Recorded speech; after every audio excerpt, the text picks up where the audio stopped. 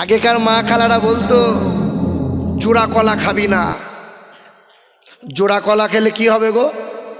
এই দেখো দেখো, সবাই জানে। এই রকম ধারণা করা মুসলমানদের চলবে না। সন্তান দেওয়ার মালিক কে? নিঃসন্তান করেন কে? জোড়া সন্তান দেন কে?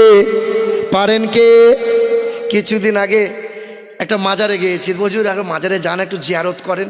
আমি বেশ, কবর জিয়ারত করতে তো অসুবিধা নাই। তো দেখছি একটা মহিলা সে এইরকম ঘুমটা কেটে মাজারে উপুর হয়ে পড়ে গেছে। পীর বাবা, আমাকে ছেলে দিতেই হবে বাবা। তাহলে এই শরম লাগে না? শরম হয় না? পীরের কাছে কি ছেলে ভরা আছে নাকি যে তোকে ঢুকিয়ে দেবে? লজ্জা কর। একই তো মহিলা, কবরস্থানে এসেছো, এটাই তোমার গোনা। চাইছো কার কাছে? দেওয়ার মালিককে। মুসলমান